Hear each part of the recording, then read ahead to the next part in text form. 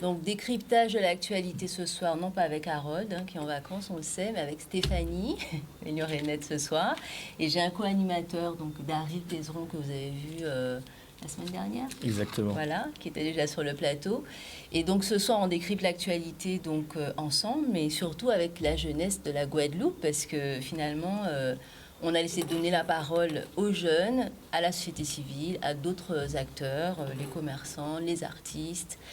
Voilà, pour commenter l'actualité. Donc ce soir, on va panacher notre programme. On va donc laisser se présenter certains projets, leur actualité de l'université, qui est un monde à part, qu'on ignore, qu'on ne connaît pas suffisamment. Et on va en même temps leur demander de nous donner leur avis sur l'actualité locale, régionale et nationale. Donc avec moi ce soir, il y a Daryl. Alors bonsoir tout le monde, bonsoir la Guadeloupe, bonsoir aux invités qui sont présents sur le plateau. Bonsoir. Est-ce que tu peux te présenter, nous dire ce que tu étudies aussi, comme ça. Alors, pour ceux qui ne me connaissent pas, je m'appelle Daryl Pézeron et je suis étudiant à l'Université de Fouilleul dans la branche informatique. Et j'appartiens aussi à une association qui s'appelle WeBash, qui a l'habitude justement de venir sur le plateau pour présenter des actualités numériques ou pour parler tout simplement de la jeunesse, des étudiants. Et justement, vu que c'est un peu notre rentrée après tout ce qui s'est passé actuellement, donc je vous laisse le plaisir de revoir certaines têtes que vous n'avez pas vues depuis un certain temps. Donc, donc est-ce que vous pouvez vous présenter? On va commencer à gauche, dans le sens du montre, et puis vous présenter. Donc, à notre gauche. Succès. Succinct, tout à fait. Donc, bonjour à tous. Pour ceux qui ne me connaissent pas, donc, je suis Gary Miguel. Donc, titulaire de master biologie, santé et alimentation en milieu tropical que j'ai réalisé donc à l'université de Fouilleul. Et je suis actuellement donc professeur de zootechnie au lycée agricole.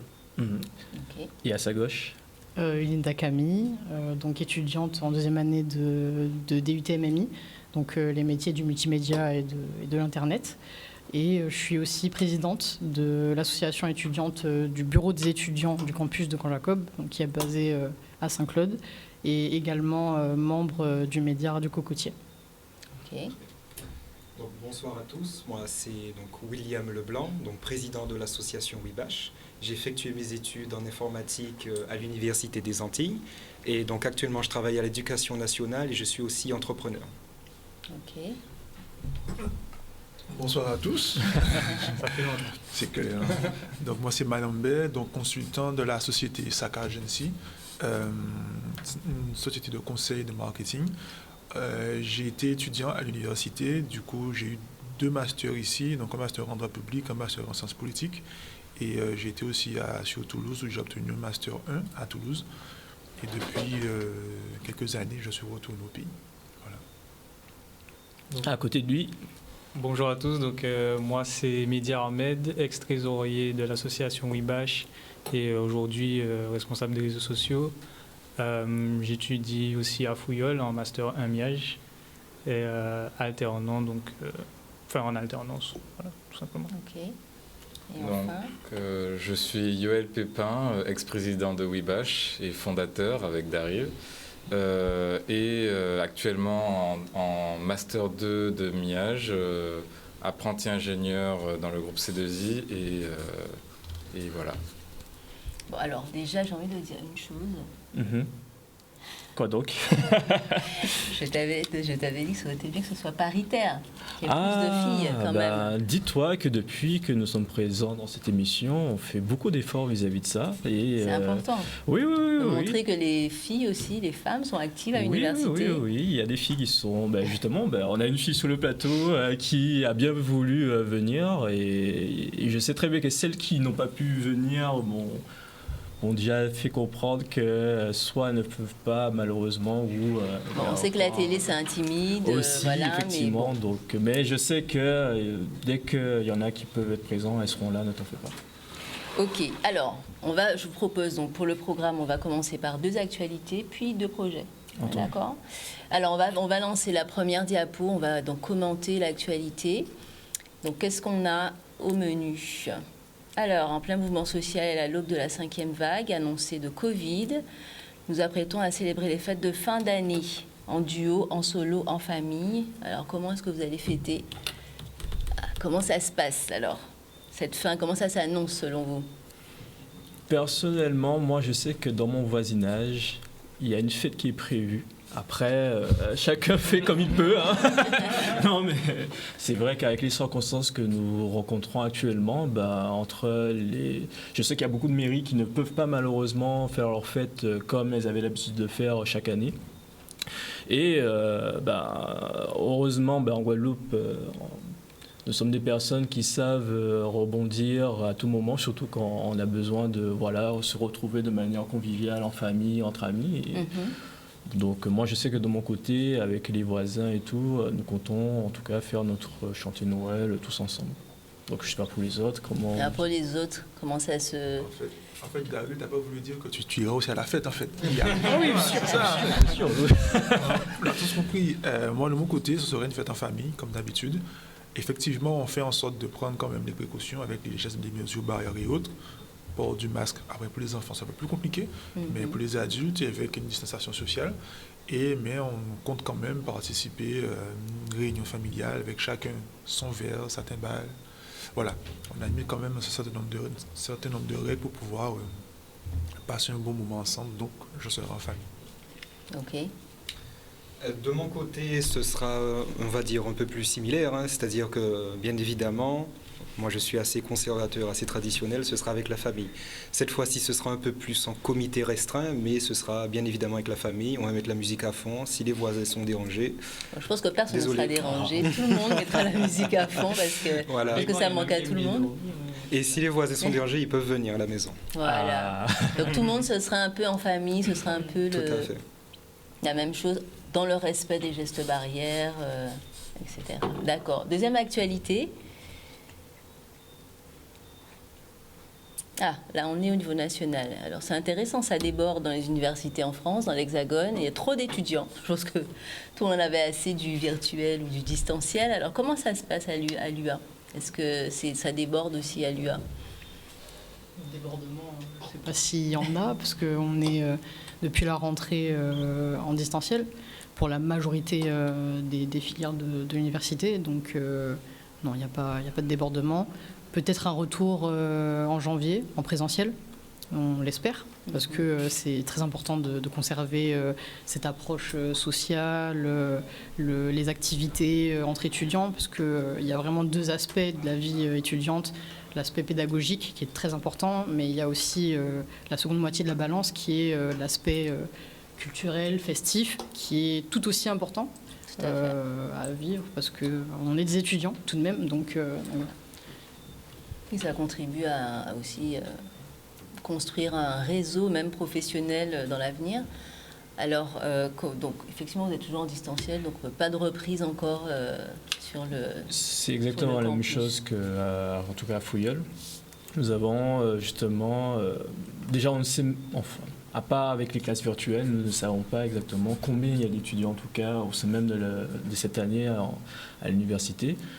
Bon, pour les premières années, vu qu'on ne les a pas encore vus depuis tous ces événements qui ont pris forme durant ce semestre, alors bon, peut-être qu'en janvier, nous verrons de nos propres yeux si oui ou non nous sommes débordés ou pas, mais en tout cas, actuellement, on est tous en distanciel. Donc, comment on maintient le lien social quand on est en distanciel, justement? Je sais que, par exemple, au sein des MIAGE, on a essayé de se regrouper entre les différentes années. Bon, après, c'est compliqué parce qu'il y a eu les barrages, etc. Donc, je sais qu'il y en a qui sont allés au cinéma ensemble il n'y a pas longtemps. Donc, bon, c'est toujours sympa pour renouer les liens. Voilà. Pas de spoil. Non, moi, j'y étais pas, donc dans tous les cas. Mais voilà, mais en tout cas, bon, on fait comme on peut. Et puis, sinon, en distanciel, c'est juste de l'entraide, de la communication via les réseaux, voilà, tout simplement. Alors, j'aurais quand même aimé rajouter que le distanciel cause quand même certaines inégalités de compréhension pour les étudiants. Puisque moi-même, j'ai eu à donner des cours en distanciel à des étudiants et certains n'avaient pas de connexion Internet. Je parle souvent d'absence de connexion Internet. Il faudrait qu'on fasse quelque chose, je pense, en Guadeloupe par rapport à ça. On parle souvent de la fracture numérique, hein, le problème n'est pas encore résolu. Oui, et puis du coup, une fois le retour à la réalité, les résultats sont là. Hein. On a des absences de notes conséquentes. Et Je pense que il faudrait peut-être que le gouvernement mette en place un certain nombre d'accès adaptés pour ces étudiants-là. Que ce soit le gouvernement ou nos opérateurs de chez nous ou que l'administration. Après, je sais qu'au niveau des étudiants, il y en a qui ont beaucoup parlé pour que cela puisse se mettre en place, etc. Et tout. Après, mais justement, j'ai remarqué qu'en Guadeloupe, c'est souvent ça. Parce que là, je vais parler de Free, qui avait été présenté comme étant l'opérateur sauveur qui n'a jamais apparu. Donc, c'est plus compliqué. Oui, après, Parce que ça tire. Voilà. à ce qui paraît, bon, ils apparaissent sous un autre opérateur. Enfin bon, c'est assez compliqué, mais après, il faut voir aussi que ça prend du temps, même si il y a déjà les actions qui sont effectuées, ça prend du temps à être mis en place, apparemment.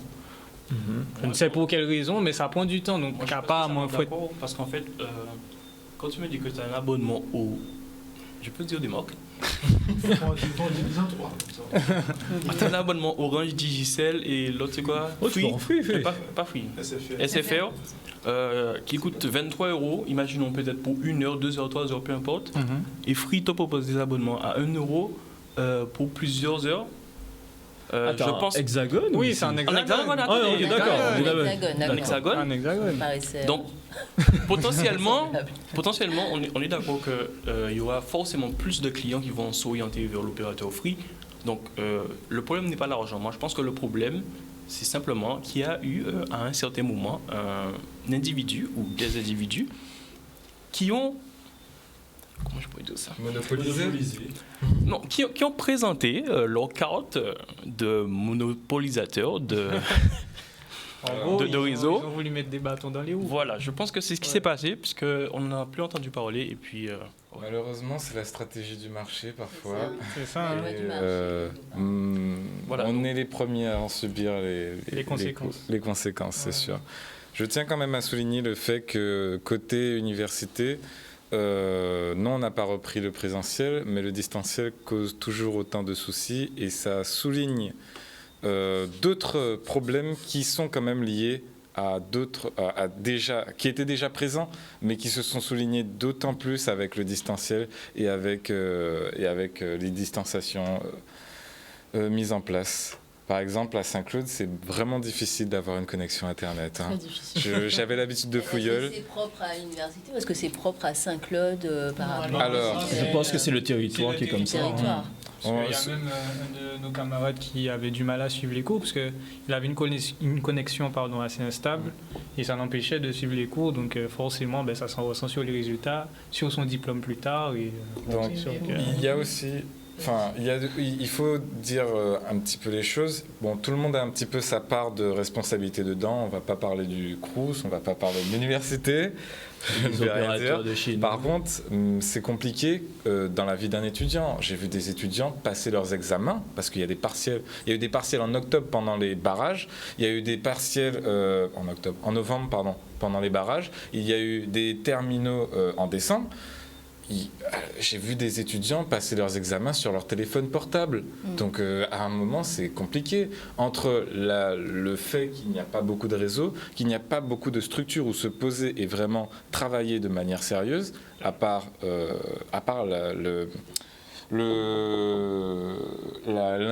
la bibliothèque universitaire, mais même dans ces cas-là, il faut réserver à l'avance. C'est très minimisé. Il faut aller sur une application, réserver largement à l'avance et il faut dire combien d'heures on reste. Quand on a plusieurs matinées pendant une semaine à passer des examens, c'est extrêmement difficile pour les étudiants. Justement, toute cette organisation de la BU, c'est dû en fait au Covid. Bien sûr. Oui, dans d'autres conditions, ça aurait été différent. Mais déjà, même sans ça, l'accès à la connexion Internet de la chambre du Crous jusqu'à l'université, c'est vraiment compliqué. Donc il faut, donc on espère que Monsieur le Président de l'université nous écoute.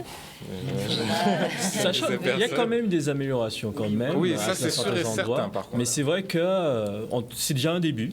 Mais c'est dommage que ce soit à l'heure où il y a eu le Covid que tout ceci a été mis en place très rapidement. C'est juste c'est là, à ce niveau-là où je suis assez déçu. Mais je me dis, bon, c'est déjà un premier pas.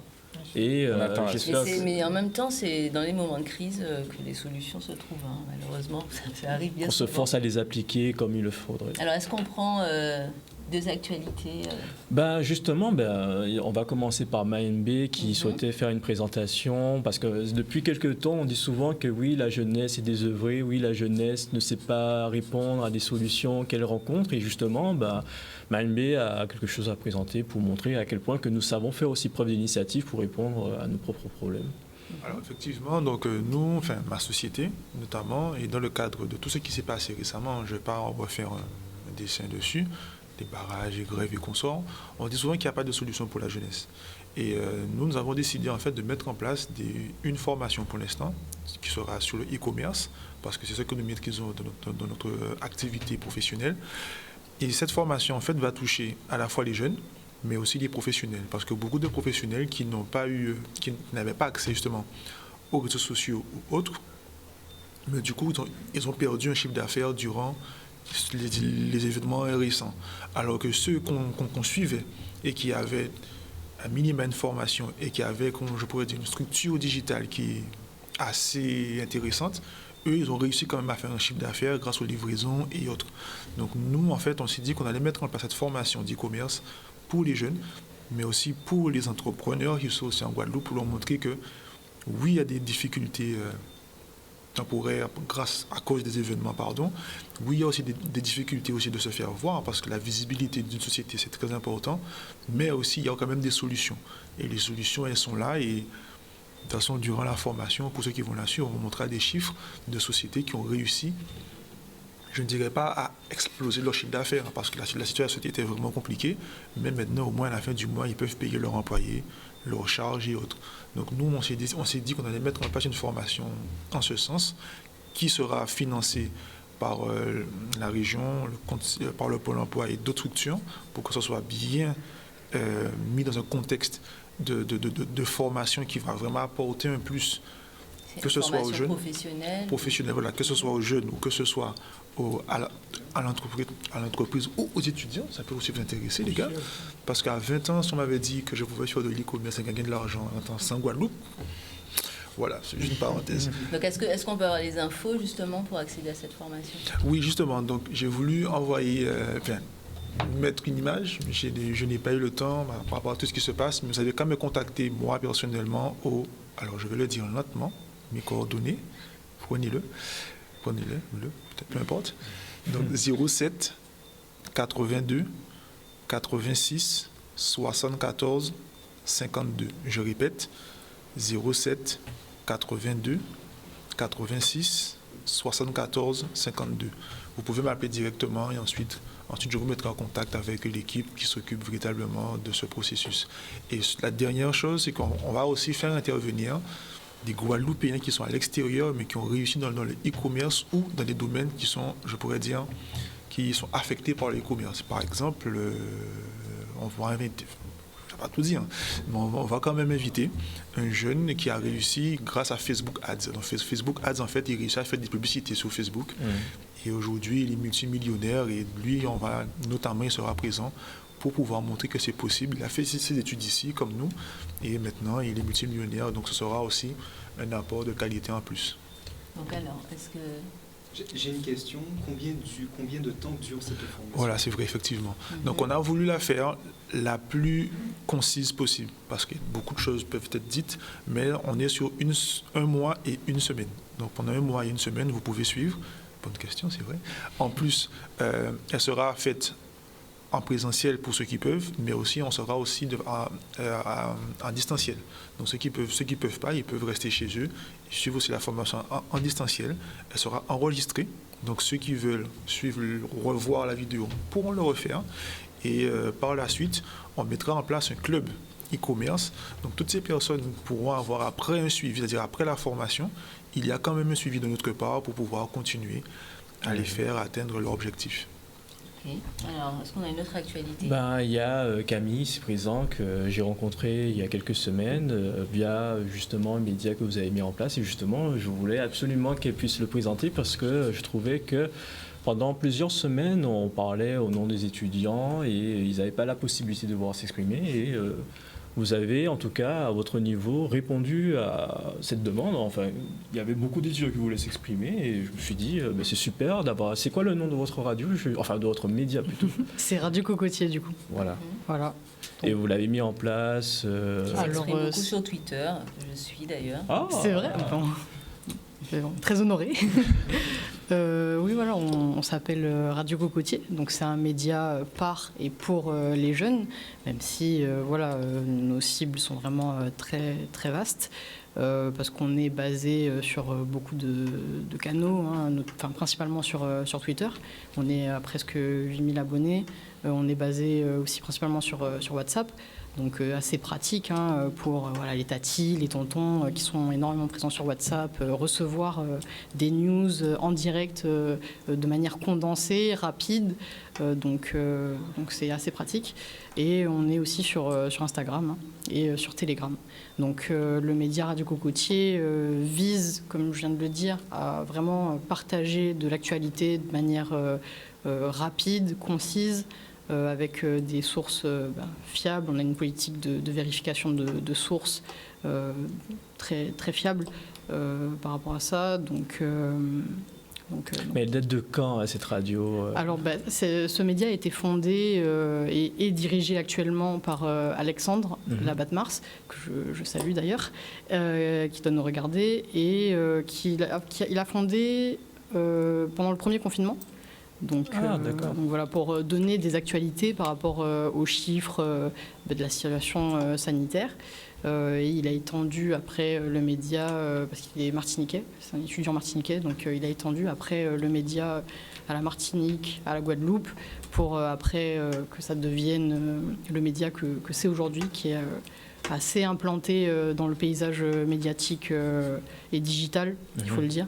Donc voilà. Et très récemment, on a pu mettre en place une émission en live, en direct, pour pouvoir donner justement la parole aux étudiants, parce qu'on sait qu'ils ont été énormément impactés par la situation sanitaire depuis l'année dernière.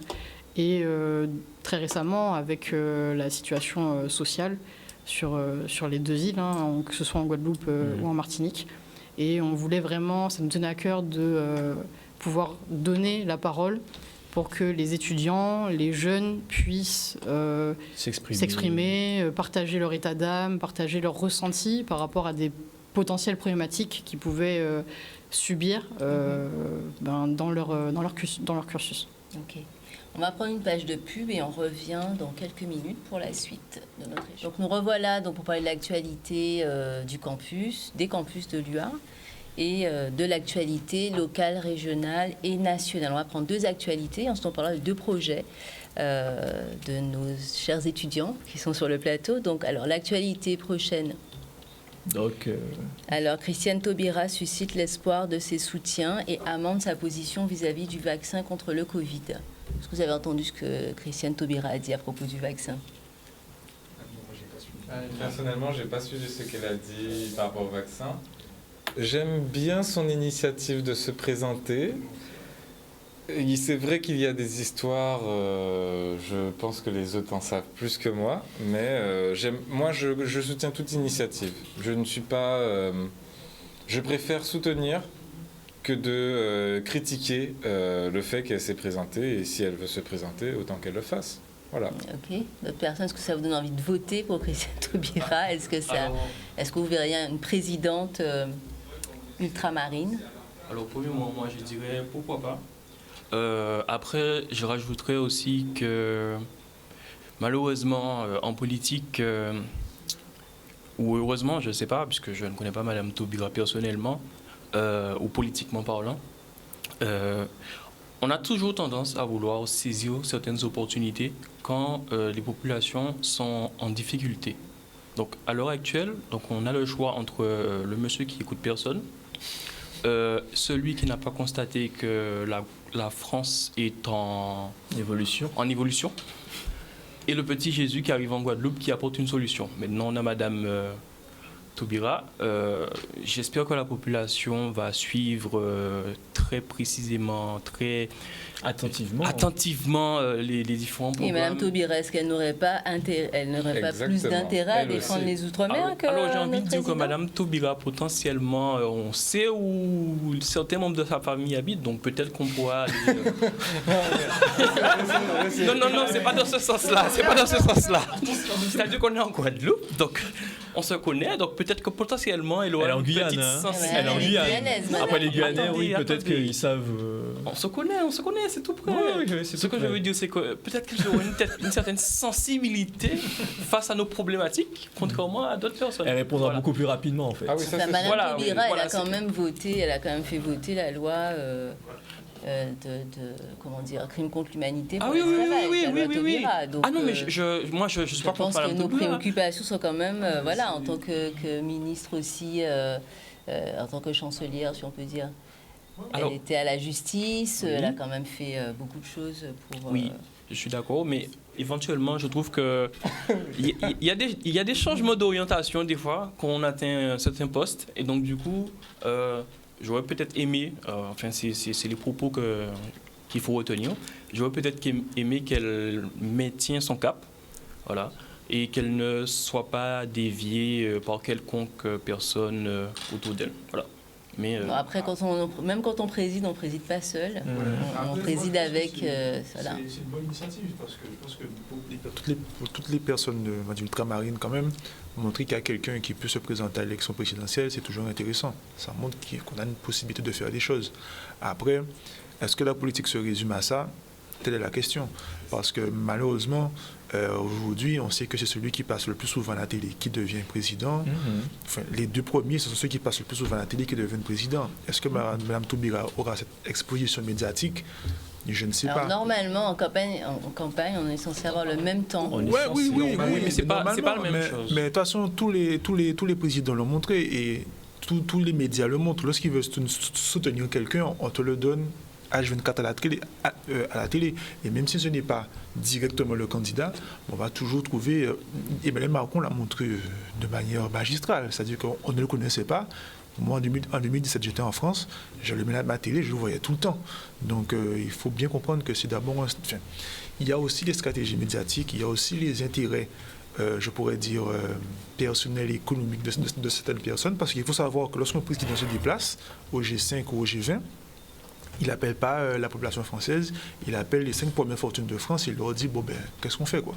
Donc il faut bien comprendre que dans ce contexte-là, je ne sais pas, Emmanuel Macron récemment a donné 7 milliards à Sanofi, qui a licencié ensuite plus de centaines de personnes par la suite. Donc on constate bien que c'est une note d'espoir, Mme Taubira. Moi je le dis, moi quand j'étais plus jeune, je ne vais pas vous dire vieux, mais quand j'étais plus jeune, elle m'a vraiment inspiré. Mais lorsqu'on regarde la réalité politique aujourd'hui, ce qu'il faut faire pour être président, voilà, ce sera la présidente ultramarine, mais je ne sais pas, ce sera la présidente de la France. Elle est une représentante, mais elle sera, si elle est candidate pour la France entière. Oui, tous les territoires. Exactement comme Barack Obama était président des États-Unis, voilà. pas président des Afro-Américains. Mais des États-Unis. Et en plus de tout ça, alors moi je suis tout à fait d'accord avec cette initiative, cette lancée. Derrière tout ça, derrière sa candidature, il faut savoir que ce serait un énorme symbole, le fait qu'elle devienne présidente. Déjà, rien que candidate, ça a déjà un symbole. C'est déjà dans un mouvement. Il faut savoir que... Comment ? Et c'était déjà présenté. Mais c'est toujours ça, en fait. C'est-à-dire qu'elle lâche rien et qu'elle a fait bouger les choses. C'est de ça qu'on a besoin, de personnes qui fassent bouger les choses et pas qui continuent en fait à faire les mêmes choses et les mêmes erreurs. Et en plus du symbole que c'est une femme et elle est foncée de peau, donc le symbole derrière ça, ce sera comme Obama. Il y a qu'elle est noire, il n'y a pas de problème. Non, j'ai eu quelques problèmes. Moi, je suis Saint-Ouen, on me reprend moi pour mon emballage. Enfin bref. Et le symbole en fait qu'elle représente est fort. J'aimerais qu'elle soit justement, qu'elle atteigne cette position de chef des armées. Malheureusement, là, ce serait incroyable. Malheureusement, j'ai pas peur de le dire, hein, ni machin, etc. la France, je parle bien de la France en général, est misogyne et raciste. Ça ne passera pas. Comme ça. Oui, certes, mais je pense qu'il faut effectivement... il faut un commencement, tout à fait. Un commencement. Dans l'histoire de la France, il y a bien eu Gaston Monnerville qui j'espère... qui était juste après le président, qui aurait dû être président. Tout à fait. Mais en tout cas, on voit que l'histoire, c'est toujours un éternel recommencement, mais c'est aussi des changements. Donc, il faut espérer... J'espère, c'est ça. Mais, pour te répondre, est-ce que on va élire une personne pour le symbole, pour vraiment l'aspect, la manière dont elle va s'exprimer dans les médias, la manière dont elle va se comporter sur les médias aussi, ou est-ce qu'on va vraiment élire quelqu'un sur une base politique, sur son savoir-faire, ses compétences, sur un programme, etc. On l'a bien vu pour les dernières élections que M. Macron avait vraiment basé sa campagne sur énormément de communication. Et même là, même si c'est pas présenté officiellement, il a déjà commencé sur les réseaux sociaux, notamment sur TikTok. Sur YouTube, il a eu des partenariats avec certains youtubeurs. On peut prendre par exemple le cas de McFly et Carlito, où il a joué le jeu et il essaie justement de toucher un public beaucoup plus jeune pour inciter les jeunes à voter en passant justement par un vecteur. Ils jouent tous ce jeu-là. Oui, mais ils jouent tous ce jeu-là. Ça va être les élections. Comment ça s'appelle, Zemmour. Les élections vont jouer sur les réseaux sociaux parce qu'aujourd'hui, on peut voir énormément de candidats.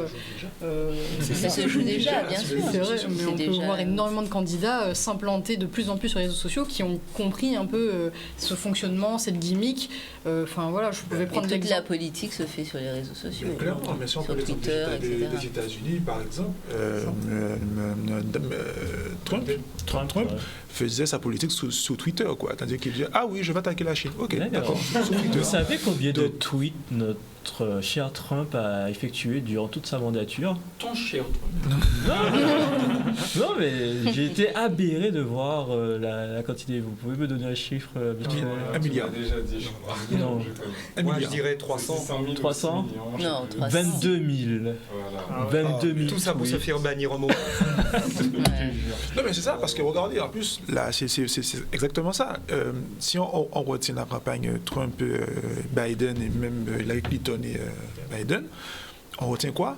Facebook a eu des attaques avec Clinton, l'affaire avec les Russes qui ont soi-disant piraté les comptes Facebook et autres. Donc on voit bien que lorsqu'on fait un bilan des campagnes électorales, on parle que des réseaux sociaux, on parle même plus vraiment les réseaux sociaux, mais on sait que viendra le moment du débat télévisé, ça c'est incontournable, oui. Ça se passe à la télé, et là le temps de parole est partagé équitablement. Ça c'est sûr.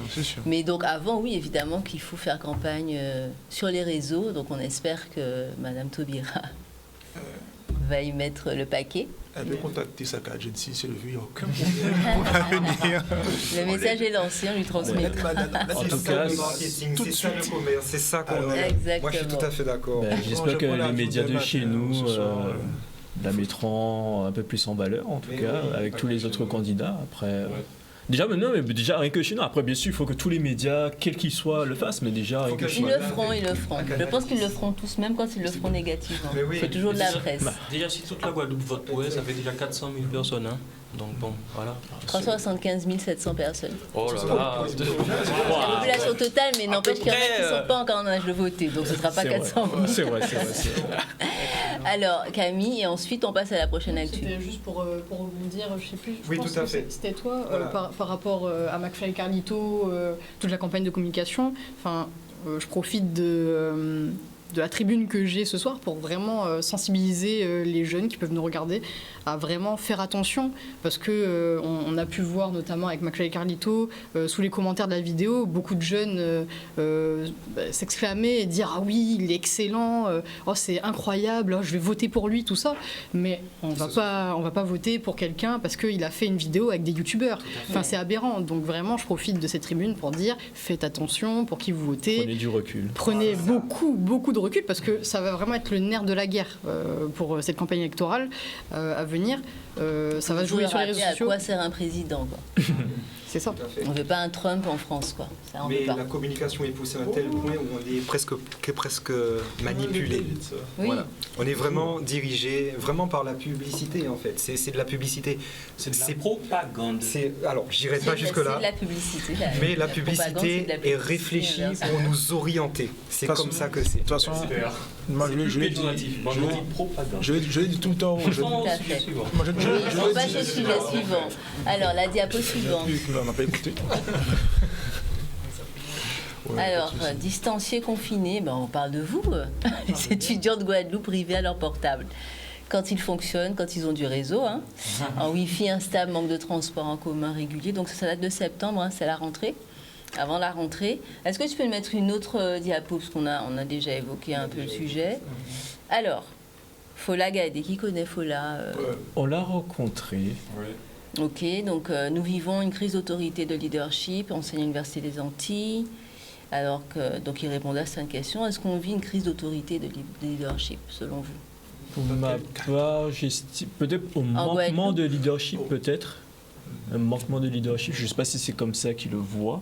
Mhm. Mais c'est vrai que pour ma part, je trouvais que peu importe les partis, personne n'arrivait à s'entendre pour pouvoir sortir un peu de la situation que nous nous retrouvons actuellement, pour essayer de se communiquer Mhm. mieux entre eux. Et je trouvais que justement, Une trop grande partialité Tout à fait. parfois. aussi... Là où on devrait tous s'unir et avancer vers le même chemin. Ouais, parce que je ne sais pas s'il y a aussi cet aspect que les anciens leaders d'avant, ben, malheureusement pour eux, il y en a peut-être parmi la population qui se retrouvent plus sur la voie qu'ils essaient de faire porter, que ce soit, bon, je ne vais pas citer le nom, mais peu importe, que ce soit au niveau des élus, de l'UGTG et bien d'autres.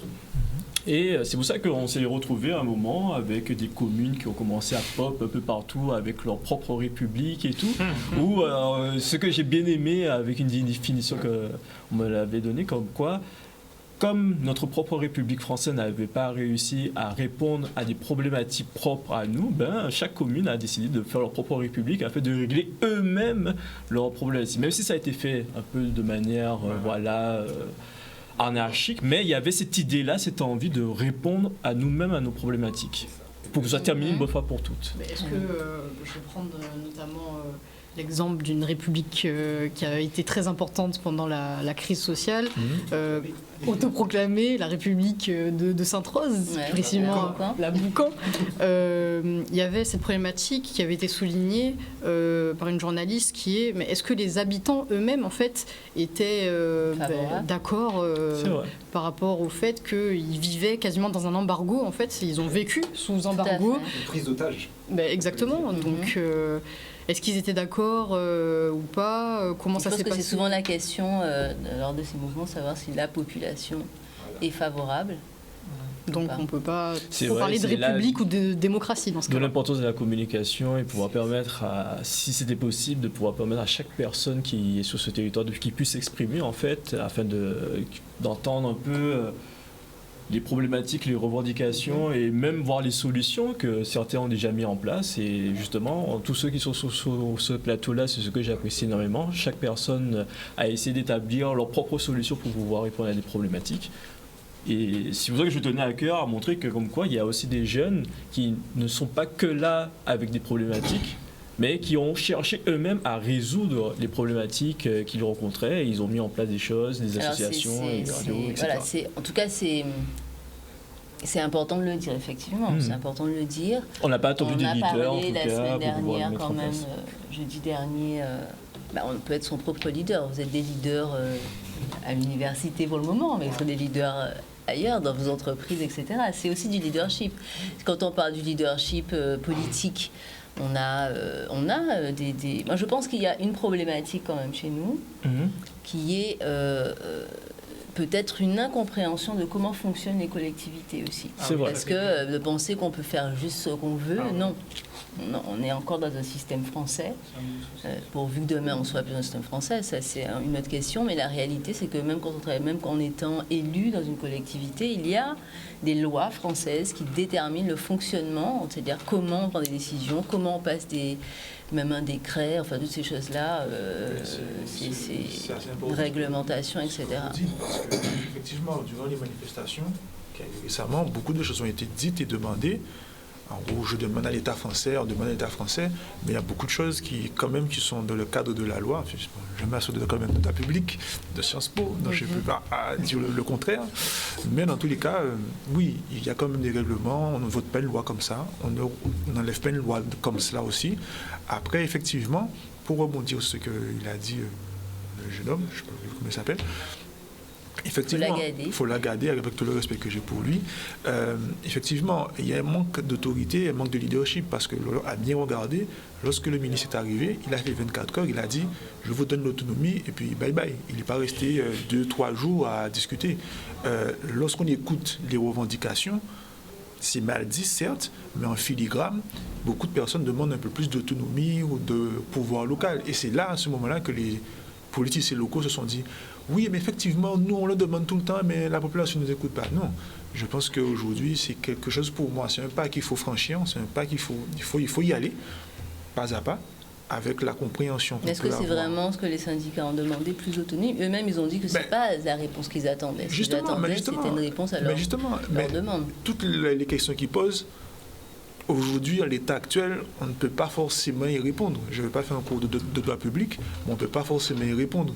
Ensuite, effectivement, il y a des solutions qui peuvent être mises en place, mais aujourd'hui, beaucoup de choses qui ont été demandées, constitutionnellement parlant, ça ne se fera pas d'un coup de baguette magique. Et c'est ça, en fait, que je veux dire, c'est qu'il y a quand même un cadre, il faut l'entendre, et comment évoluer dans ce cadre, et quelle étape qu'on peut mettre en place pour pouvoir aller justement un peu plus loin.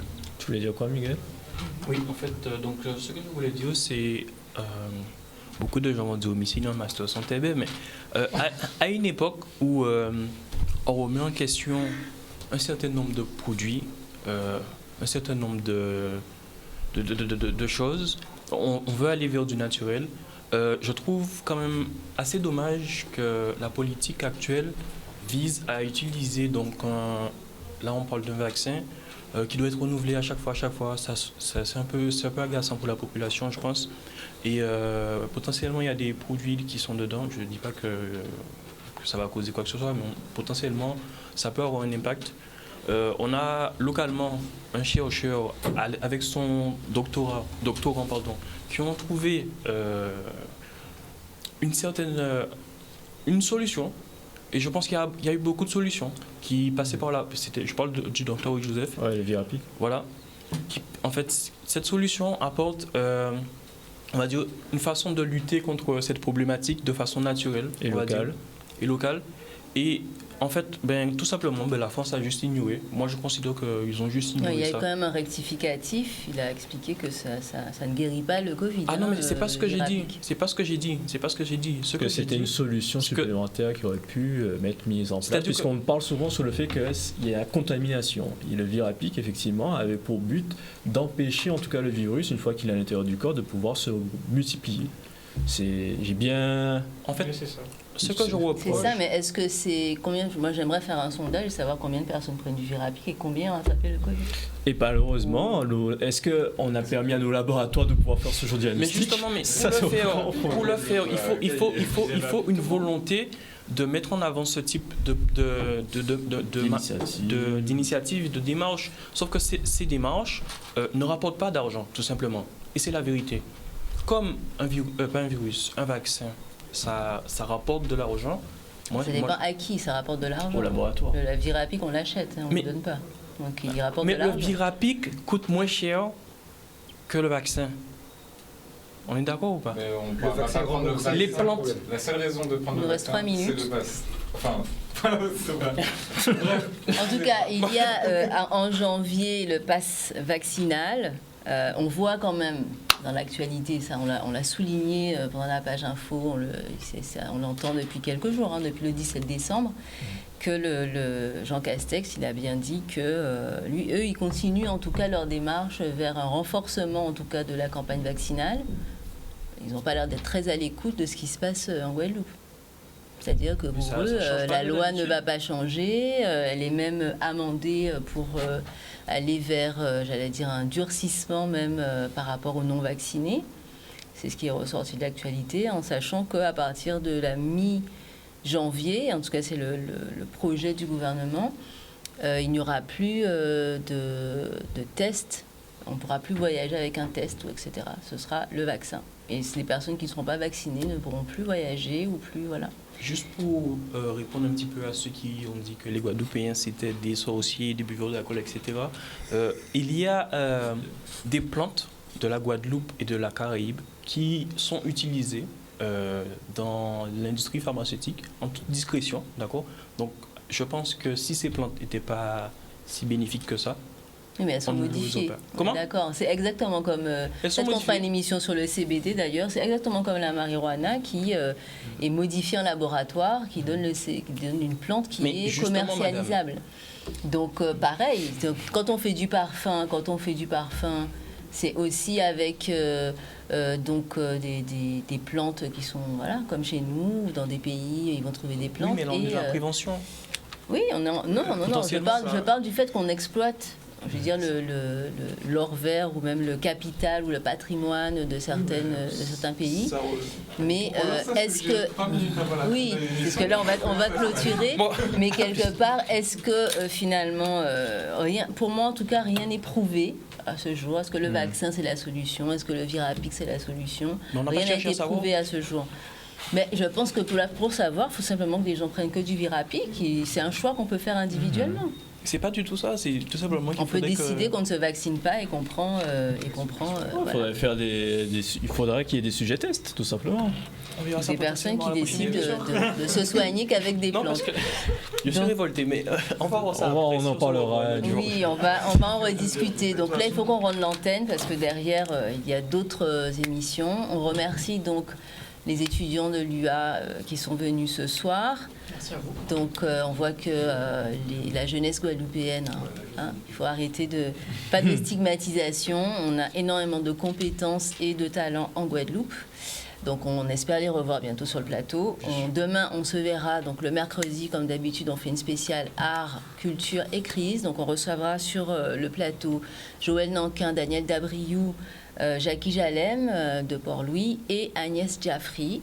Et jeudi, on sera avec Guylaine Gatti-Belza, René et Papa Rouillot. Voilà, donc on rend l'antenne. Bonne soirée et à demain pour la tranche info. Bonne soirée. Bonne soirée.